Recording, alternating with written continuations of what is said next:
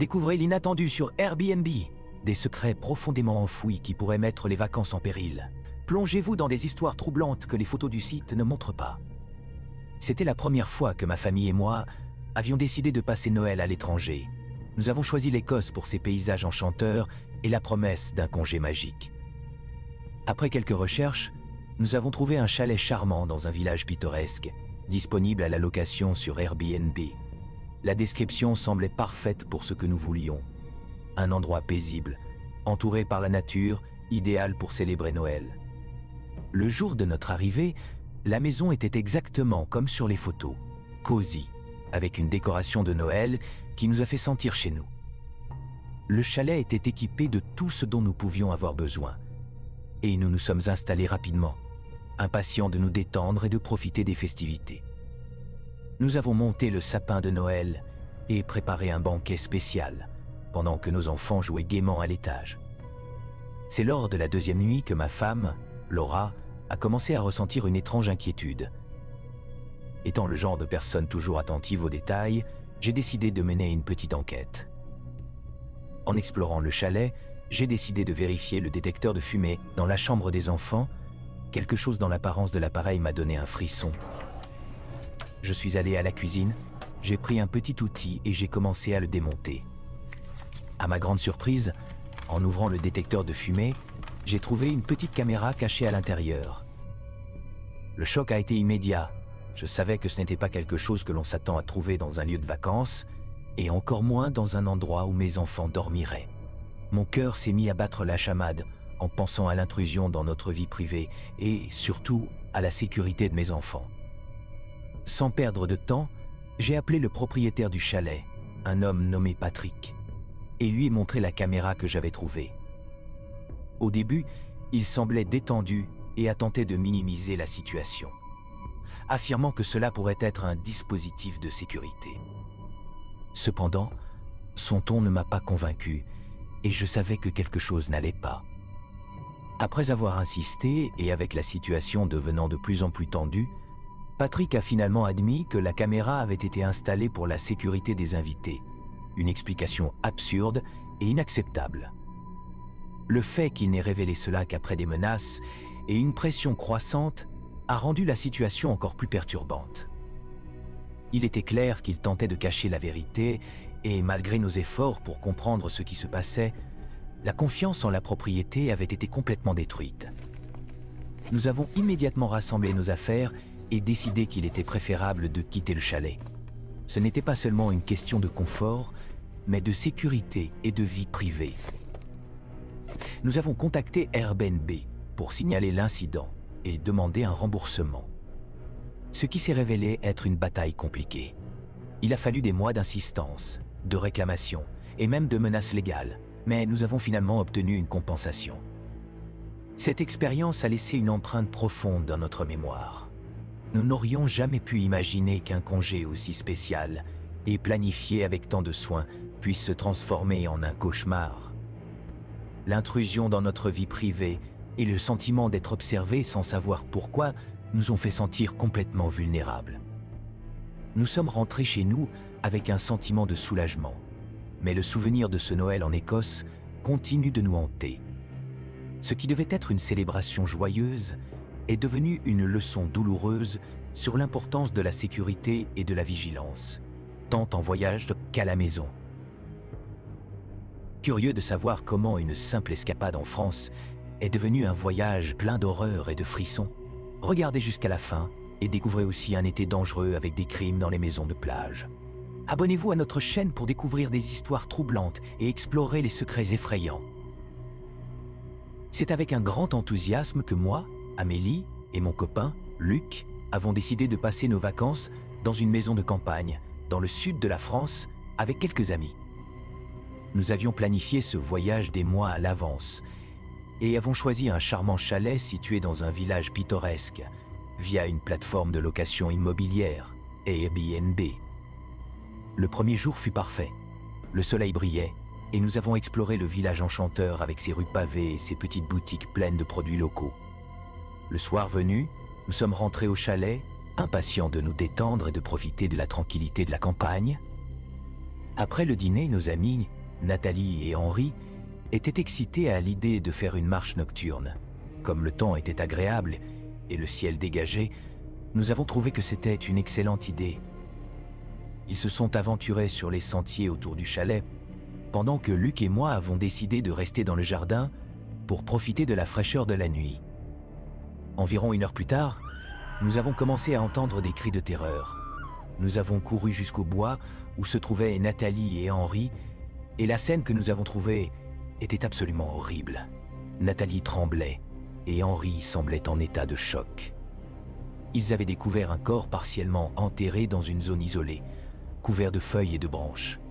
Le cadavre semblait là depuis longtemps, et la vue était glaçante. La panique s'est installée. Henri a immédiatement appelé la police, et la zone a vite été encerclée par les autorités. Le village, qui jusque-là semblait accueillant, était maintenant en émoi. Notre découverte est devenue le centre de l'attention. Nous avons été conduits au poste de police, où l'enquête a commencé. Non seulement nous étions traités comme des suspects, mais la situation était compliquée par le fait que le corps semblait avoir été caché depuis longtemps. L'atmosphère dans le village a changé de manière radicale. Les habitants, auparavant amicaux, nous regardaient désormais avec méfiance. Le propriétaire du chalet était furieux et, en plus d'exiger des explications, nous pressait de laisser un bon avis sur le lieu.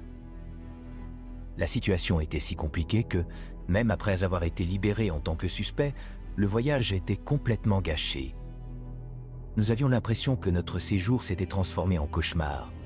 Ces vacances, qui devaient être une échappée parfaite, étaient devenues un rappel constant de quelque chose de macabre et sinistre. À chaque pas que nous faisions, la peur et la sensation d'être observés nous accompagnaient, et le souvenir du corps enterré nous hantait. Les jours suivants, nous avons essayé de reprendre nos activités normales, mais il était impossible de ne pas ressentir une ombre d'inquiétude peser sur nous. La police a fait son travail, mais l'enquête semblait stagnante, et le sentiment que quelque chose de sinistre était encore dans l'air ne nous quittait pas. Le propriétaire du chalet, apparemment indifférent au drame dont son bien avait été le témoin, semblait simplement vouloir nous éloigner de toutes les façons possibles. C'est alors qu'une nouvelle découverte effrayante a été faite. Un jour, alors que Luc et moi explorions les environs du chalet dans l'espoir de trouver quelque chose qui pourrait expliquer le mystère du corps, nous avons trouvé une petite cabane abandonnée au milieu de la forêt. L'endroit était couvert de moisissures et semblait que personne n'y était entré depuis des années. Curieux et mêlés de peur et de courage, nous avons décidé d'entrer. L'intérieur était dans un état désastreux, rempli de poussière et de toiles d'araignées. L'odeur d'humidité et de décadence était presque insupportable. Cependant, quelque chose a attiré notre attention. Un vieux carnet usé sur une table. Le carnet était partiellement couvert par un morceau de tissu déchiré, et Luc, avec un regard d'attente et de crainte, l'a ouvert. Les pages étaient remplies de notes dans une écriture étrange, accompagnées de croquis et de diagrammes qui semblaient déconnectés et perturbants. Parmi les annotations, une phrase a attiré notre attention. La vérité est enterrée, mais les âmes ne reposent pas. Nous avons ressenti un frisson. Ne sachant quoi penser, nous avons décidé de montrer le carnet à la police. Ils l'ont examiné, mais leur réponse a été vague. Le carnet ne semblait pas avoir de lien direct avec le corps que nous avions trouvé, et l'enquête continuait sans direction claire. La nuit, l'atmosphère au chalet devenait encore plus lourde. Nous avions l'impression que quelque chose n'allait pas, comme si le chalet lui-même était chargé d'une énergie négative. Dormir était un défi, avec des bruits étranges et des ombres qui semblaient se déplacer dans la maison. Dans un des moments les plus terrifiants, nous avons été réveillés par un bruit venant de l'étage supérieur. Lorsque nous sommes montés pour vérifier, il n'y avait personne. Mais les meubles étaient déplacés, comme si quelqu'un était entré et sorti rapidement. La peur nous gardait en alerte, et la sensation d'être observé était constante. Alors que le tumulte autour de notre découverte et l'enquête se poursuivait, la tranquillité que nous recherchions en France semblait un souvenir lointain. Bien que nous ayons été libérés en tant que suspects, l'expérience a laissé des marques profondes. Le voyage, qui avait commencé comme un rêve enchanteur, s'était transformé en un cauchemar que nous n'aurions jamais pu imaginer. Après une semaine angoissante, nous avons enfin reçu la permission de rentrer chez nous.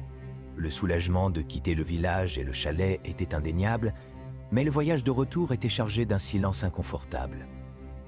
Luc et moi n'avons pas pu nous empêcher de penser aux questions sans réponse et aux circonstances sombres entourant ce corps enterré. Et bien sûr, l'angoisse de savoir qu'en cherchant un refuge paisible, nous avons rencontré quelque chose de si perturbant. Avec le temps, l'enquête a révélé peu de choses sur le passé du corps trouvé.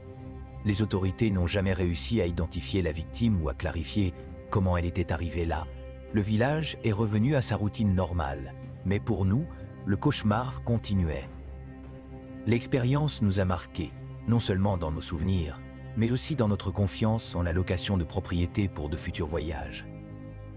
L'idée que quelque chose de si macabre puisse être caché derrière la façade d'un chalet parfait nous a amenés à reconsidérer nos choix et la façon dont nous planifions nos voyages. Aujourd'hui, en me remémorant ce voyage, je ressens un frisson en pensant au corps enterré et aux ombres qui ont plané sur notre rêve européen. Le village pittoresque et le chalet charmant sont devenus des symboles d'une expérience qui nous a marqués à jamais. C'est une histoire que nous raconterons avec un mélange de fascination et d'inquiétude qui nous rappellera toujours que derrière la surface calme et charmante, de tout endroit peuvent se cacher des secrets défiant notre compréhension. Prêt à vivre un moment intense ? Découvrez comment une simple location peut se transformer en un cauchemar lorsqu'un locataire mystérieux et une odeur étrange révèlent un drame inimaginable. Ma femme, Camille, et moi avions décidé de louer un de nos appartements sur Airbnb pour obtenir un revenu supplémentaire. Nous avions un appartement vide en plein centre-ville, dans un vieux bâtiment mais bien situé, et nous avons pensé que ce serait une bonne opportunité. Le locataire, un homme nommé Pierre, semblait plutôt normal lorsqu'il a fait la réservation. Il a payé d'avance, ce qui nous a rassurés, et dès qu'il s'est installé, nous avons pensé que tout se passait bien. Au début, tout semblait en ordre, mais nous avons commencé à remarquer que Pierre était évasif. Nous avions prévu une inspection de l'appartement pour nous assurer que tout allait bien et vérifier l'entretien général de la maison. Pierre, cependant, a refusé l'inspection en prétextant qu'il était occupé et préférait ne pas être dérangé. Cela nous a un peu mis mal à l'aise, mais nous avons décidé de ne pas insister, pensant qu'il essayait simplement de préserver sa vie privée. Nous avons un ami qui vit dans le même immeuble et nous lui avons mentionné que notre appartement avait été loué. Quelques jours plus tard, notre ami Léonel nous a contactés pour nous dire qu'il avait commencé à percevoir une odeur étrange venant de notre appartement. Au début, c'était quelque chose de subtil, presque imperceptible, mais avec le temps, l'odeur est devenue de plus en plus intense. C'était une odeur nauséabonde de quelque chose de pourri et qui semblait venir directement de notre appartement. L'inquiétude a commencé à croître et comme notre ami nous avait offert son aide, j'ai décidé d'accepter et d'aller jeter un coup d'œil de plus près. Une des fenêtres de l'appartement de Léonel donne une vue partielle de notre appartement. J'ai regardé par la fenêtre du couloir et, à ma grande surprise, j'ai vu une ombre se déplacer à l'intérieur. La vue était vague et indiscernable, mais il semblait y avoir quelqu'un qui bougeait. Mon cœur s'est mis à battre la chamade. L'image si évasive de Pierre et l'odeur étrange commençaient à se mélanger en une combinaison inquiétante. Le malaise s'est intensifié.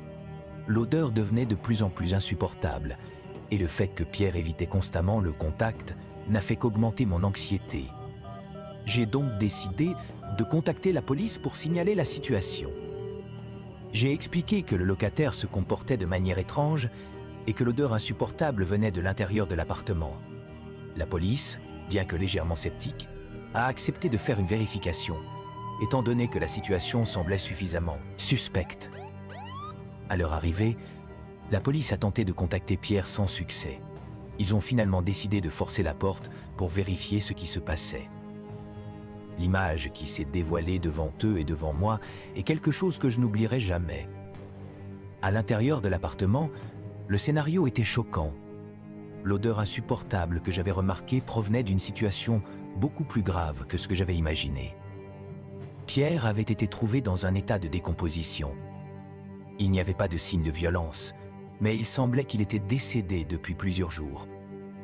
La police a commencé à enquêter sur ce qui était réellement arrivé à Pierre. Les circonstances étaient tout un peu confuses. Il semblait qu'il était malade et malheureusement, il n'y avait personne pour l'aider ou vérifier son état. La découverte a été un coup brutal pour moi et Camille. Nous n'avions jamais imaginé que louer l'appartement pourrait mener à une situation aussi horrible. Heureusement, la police s'est occupée de tout et nous, malgré le choc, avons essayé de tourner la page. L'appartement a été nettoyé et notre expérience avec Airbnb n'a plus jamais été la même. Chaque fois que nous louons maintenant un bien, nous sommes beaucoup plus prudents et vigilants quant au choix des locataires. Avez-vous le courage de partager vos pensées? Laissez un commentaire et dites-nous ce que vous avez pensé de ces récits glaçants, prêts pour une autre histoire terrifiante. C'était un week-end parfait pour une escapade. Un groupe d'amis, comprenant Mathieu, Anne et Marc, et moi-même avons décidé de partir en voyage en Floride. Nous avons trouvé une maison charmante à louer sur Airbnb qui semblait idéale pour notre groupe. La description sur le site était impeccable. Une maison au style classique, située dans un quartier calme et un peu éloigné, avec de nombreuses commodités et à un prix raisonnable. Le propriétaire, un vieux monsieur nommé Monsieur Gomez, semblait assez amical et nous a donné des instructions détaillées sur la façon de nous rendre là-bas et ce à quoi nous attendre. À notre arrivée, la maison était en bon état, mais quelque chose semblait étrange. Monsieur Gomez nous a fait visiter rapidement la maison et, avant de nous quitter, a tenu à nous avertir de ne pas toucher à un grand sac caché sous le lit de la chambre principale. Il a expliqué que c'était un objet personnel et préférait que personne ne touche à ce sac. J'ai trouvé la demande un peu particulière, mais nous avons ignoré l'avertissement, pensant qu'il était simplement un peu trop prudent. La nuit était calme, et après un repas et quelques rires, nous avons commencé à explorer la maison. La curiosité de Mathieu a pris le dessus, et il n'a pas pu résister à jeter un coup d'œil au sac interdit. Avec un peu de difficulté, il a réussi à tirer le sac de sous le lit et l'a ouvert discrètement, loin des regards curieux des autres. Ce qu'il trouva à l'intérieur du sac fit glacer son sang. Il y avait des couches pour adultes, plusieurs d'entre elles, et une collection de pyjamas pour enfants. Voir ces choses dans un sac caché sous un lit était perturbant. Il n'y avait pas d'autres objets compromettants, mais la combinaison de couches et de vêtements pour enfants créait un malaise palpable. Il était clair que le sac n'appartenait pas à une personne ordinaire, et ce qu'il contenait semblait difficile à expliquer. L'atmosphère dans la maison changea instantanément. L'ambiance détendue de notre séjour fut remplacée par une sensation d'appréhension et de malaise. La décision de quitter la maison fut rapide et unanime. Nous avons emballé nos affaires à la hâte et sommes partis, essayant de ne pas penser à ce qui pouvait se passer. À ce moment-là, la priorité était notre sécurité et la nécessité de nous éloigner de cet endroit étrange. Après notre décision rapide de quitter la maison, le soulagement en sortant du quartier fut immense, mais l'inquiétude persistait. La maison, qui devait être un refuge relaxant, s'était transformée en une énigme déconcertante. Sur la route, le silence pesant entre nous n'était rompu que par des conversations fragmentées sur ce qui s'était passé. Mathieu était visiblement perturbé, répétant qu'il n'avait jamais vu quelque chose d'aussi étrange, tandis qu'Anne et Marc tentaient de comprendre la gravité de la situation. Dès notre arrivée à notre prochaine destination, un hôtel modeste en ville, le sentiment de sécurité était bienvenu. Mais l'expérience précédente planait encore sur nous. Nous avons essayé de nous concentrer sur le reste du voyage, mais l'inquiétude ne nous quittait pas. Même pendant les attractions touristiques et les visites prévues, le souvenir du sac mystérieux et de l'atmosphère oppressante de la vieille maison continuait de nous hanter. Nous avons contacté Airbnb dès notre départ. Nous avons fait un rapport formel où nous avons expliqué les détails de notre expérience et décrit le malaise que nous avions ressenti en découvrant le sac. Le service client était professionnel, mais le fait qu'aucune preuve d'activité illégale ou de crime directement liée aux objets dans le sac n'avait été trouvée limitait les actions qu'il pouvait entreprendre, c'est-à-dire qu'aucune mesure légale ne pouvait être prise en l'absence de crime direct.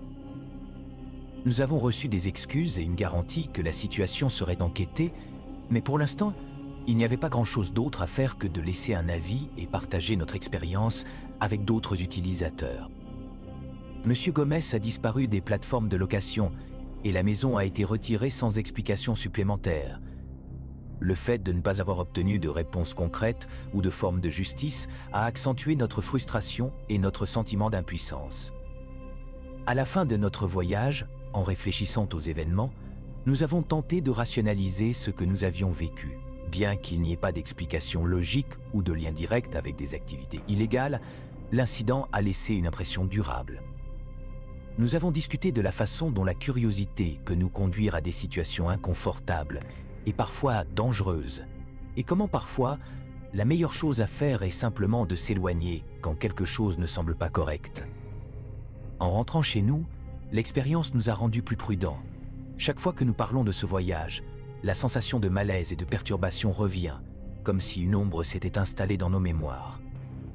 Le mystère du sac et la normalité apparente de la maison restent un rappel que, souvent, l'inconnu peut être plus proche que nous ne pensons. Ainsi, notre histoire est devenue une leçon sur l'importance de faire confiance à nos instincts et la nécessité de rester attentif aux signes, aussi subtils soient-ils, pouvant indiquer quelque chose de profondément perturbant. Chaque fois que nous nous souvenons de ce voyage, un frisson parcourt nos corps, et nous nous demandons quel secret sombre ce sac aurait pu cacher. Monsieur Gomez et le sac mystérieux font désormais partie d'un mystère non résolu qui n'aura probablement jamais de dénouement clair. Et tandis que nous poursuivons nos vies, le souvenir de cette maison et du sac étrange continue de nous accompagner comme un écho sombre d'un secret que nous préférerions ne pas découvrir. Nos histoires vous font trembler? Alors aimez la vidéo et continuez à regarder pour découvrir la prochaine histoire intrigante. Je me sentais accablé depuis un certain temps. Après avoir été malade au travail et reçu des recommandations médicales pour soulager le stress, j'ai réalisé que j'avais besoin d'une évasion. J'ai donc décidé de faire une pause dans mon travail et de me détendre avant qu'il ne soit trop tard. J'ai trouvé une petite cabane dans les montagnes, dans un endroit plus éloigné. Cela semblait être l'endroit parfait pour les vacances paisibles que j'avais prévues, loin de la ville et de mes problèmes. Je suis arrivé à la cabane par une après-midi ensoleillée et l'endroit semblait charmant. C'était une cabane d'une chambre avec un petit salon et une cuisine, entourée d'arbres et dans un cadre très naturel. Le propriétaire m'a donné les instructions pour trouver la clé et je me suis rendu sur place. Le paysage était magnifique et l'air frais des montagnes semblait exactement ce dont j'avais besoin. La première nuit fut agréable. J'ai préparé un repas simple et me suis installé dans le salon, lisant un livre près de la cheminée. La tranquillité du lieu était réconfortante et je me sentais enfin en paix. Cependant, alors que j'étais sur la terrasse en admirant la nuit, j'ai remarqué deux hommes marchant sur le chemin de terre. Observant la cabane, je me suis senti un peu mal à l'aise. Mais comme le propriétaire avait dit que la région était sécurisée, j'ai décidé de ne pas trop m'inquiéter. Je suis allé au supermarché le plus proche pour acheter quelques provisions et en revenant à la cabane, l'obscurité avait déjà envahi le lieu. Sans éclairage public à proximité, le chemin menant à la cabane était presque complètement sombre. J'ai utilisé la lampe de mon téléphone pour voir et, en entrant dans la cabane, après avoir verrouillé la porte derrière moi, j'ai commencé à me sentir un peu nerveux. Alors que j'étais dans le salon, l'ambiance est devenue encore plus sinistre lorsque les lumières se sont soudainement éteintes. La seule lumière venait de la cheminée, qui éclairait faiblement l'espace. J'ai essayé d'allumer les interrupteurs, mais rien ne fonctionnait. Je me suis souvenu de la recommandation du propriétaire de vérifier le disjoncteur, mais l'idée de sortir dans l'obscurité m'a encore plus angoissé. À ce moment-là, j'ai entendu un bruit venant du coin le plus sombre du salon, le son de pas lents et lourds qui se rapprochaient. Mon cœur s'est mis à battre la chamade, et avec la faible lumière de la cheminée, j'ai vu une silhouette grande, debout à l'entrée de la cuisine. Je ne pouvais pas voir son visage, mais c'était un homme. Il ne disait pas un mot, il se contentait de s'approcher. Tout à coup, avec une voix profonde et menaçante, L'homme m'a ordonné de rester calme et de lui remettre tout ce que j'avais. Une vague de panique et de terreur m'a envahi. Avec les mains tremblantes, j'ai donné mon argent et ce que j'avais dans mon sac. L'homme m'a alors ordonné de me rendre à la cuisine et peu après, j'ai entendu le bruit de la porte de la cabane se fermer. Je me suis retourné et j'ai vu que mes affaires avaient disparu. La peur me gagnant, j'ai appelé la police à voix basse, espérant qu'ils arriveraient rapidement. Les policiers sont arrivés environ 20 minutes plus tard. J'ai décrit les 2 hommes que j'avais vus auparavant et l'agent a dit qu'il allait procéder à une recherche. Bien que le propriétaire de la cabane ait été compréhensif au début, il a refusé de me rembourser pour ce qui s'était passé. L'expérience, qui aurait dû être un refuge, s'est transformée en un cauchemar. Parfois, je me demande encore ce que cette cabane isolée cachait. La sensation que quelqu'un aurait pu entrer dans la cabane est toujours présente. L'idée que le propriétaire pourrait être impliqué ne me quitte jamais, car je ne comprends toujours pas comment l'intrus a pu entrer sans que je le remarque. Ces mystères resteront sans réponse. Le moment est venu. Découvrez l'histoire d'un été dangereux de crimes commis dans des maisons de plage sur Airbnb. Lorsque mon mari et moi avons commencé à chercher une maison sur Airbnb pour passer l'été, nous avons trouvé un bien dans une région charmante et reculée qui a attiré notre attention. L'emplacement était idéal et le prix étonnamment bas. Nous avons rapidement pensé avoir fait une excellente affaire et avoir trouvé une véritable perle cachée sur cette plage pittoresque et envoûtante. Les photos montraient un environnement parfait pour la saison et l'histoire derrière la maison semblait tout aussi attrayante. Nous avions prévu de rester quelques jours sur cette plage, puis de décider comment profiter du reste des vacances dans une autre ville. Malgré quelques réserves concernant l'état de la maison, le prix semblait avantageux et l'emplacement impeccable. À notre arrivée, nous avons rapidement remarqué que l'endroit était un peu sale et présentait certains dommages. Un détail qui a attiré notre attention était la présence d'une petite structure à côté de la maison, une sorte de cabane qui ne figurait pas sur les photos. Au début, nous avons tenté de ne pas nous en inquiéter et avons commencé à nous installer. Cependant, il ne fallut pas longtemps pour que l'ambiance commence à nous mettre mal à l'aise. Nous avons découvert une quantité significative de déchets accumulés dans la cabane. Au départ, j'ai pensé qu'il s'agissait de restes laissés par le précédent locataire et que le propriétaire n'avait pas fait le ménage. Mais le fait est que l'endroit semblait vraiment déconcertant. Mon mari, déjà irrité par l'état de la maison, décida d'examiner la situation de plus près. En entrant dans la cabane, il trouva plusieurs boîtes contenant des objets étranges, y compris des vêtements usagés et d'autres effets personnels. Il devint évident que la maison avait été utilisée à d'autres fins, et la situation devint encore plus alarmante lorsque nous découvrîmes une boîte cachée dans un coin. Ce qu'il y avait dans la boîte était réellement perturbant. Nous y trouvâmes une grande quantité de documents et d'identités, probablement falsifiés. Mon mari contacta immédiatement les autorités et l'enquête révéla que le bien était impliqué dans une série de fraudes. Les documents et identités falsifiés étaient utilisés pour tromper des gens et créer des papiers pour des activités criminelles.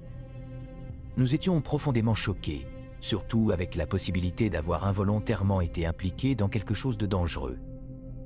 Bien que nous n'ayons pas été directement affectés, cette expérience a servi de rappel brutal que les apparences peuvent être trompeuses et qu'il est crucial d'être extrêmement prudent lors de la location de toute propriété en ligne.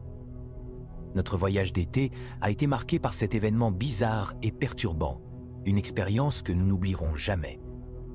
J'espère que cette histoire servira d'avertissement sur les risques liés à la recherche d'hébergement pour les vacances. Même lorsque nous essayons de trouver le lieu idéal pour nous détendre, il est essentiel de maintenir un niveau de vigilance et de prudence pour éviter un été dangereux avec la criminalité dans les maisons de plage. Prêt à plonger dans la paranoïa la plus intense? Alors, abonnez-vous dès maintenant à notre chaîne et ne manquez aucun mystère sinistre. Et si vous connaissez une histoire effrayante et troublante, envoyez-la à notre adresse email. Votre confidentialité sera préservée. Rejoignez notre communauté d'explorateurs courageux de l'inconnu et embarquez dans un voyage terrifiant qui éveillera la paranoïa en vous et vous empêchera de dormir.